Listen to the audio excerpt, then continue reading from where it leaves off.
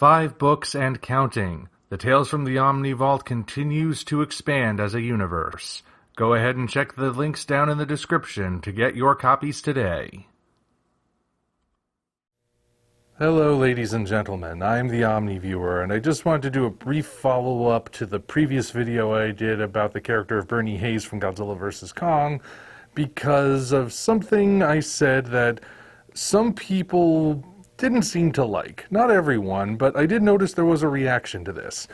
To understand the full context of what I'm talking about, go watch that video first. The briefest summary is that when I was talking about the way the character of Bernie was written and portrayed, I said that he seemed at least partially inspired by the real-life conspiracy theorist podcaster Alex Jones.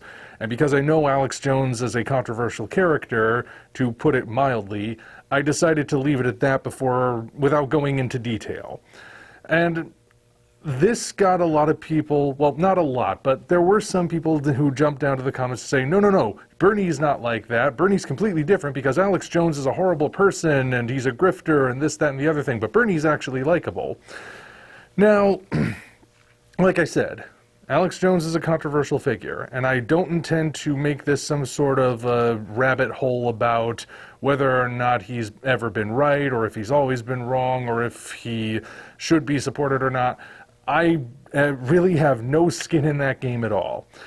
But the response did get me thinking, and look, I have no idea if Alex Jones even was an inspiration for Bernie's character. I can't prove that anybody involved in making the movie looked at him specifically when they were coming up with Bernie's character.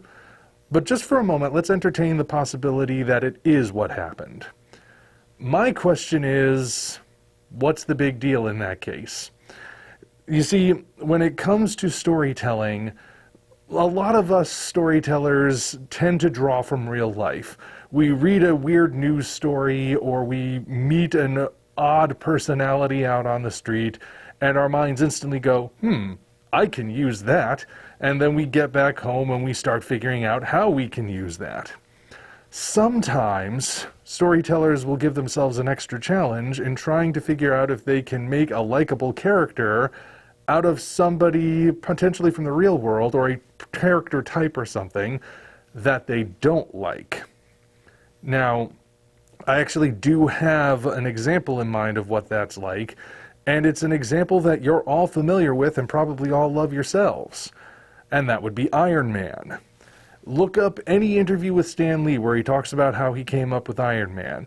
He said that his goal was to basically take the kind of personality traits and attributes and whatnot that young comic book readers of the time absolutely hated, ascribe them to a character, and then get those same young readers to like that character.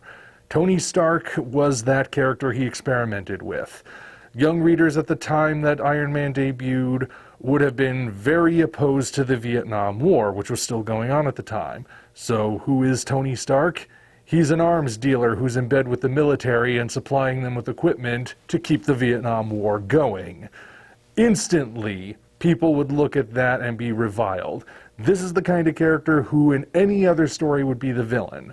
But then we see how he becomes a hero.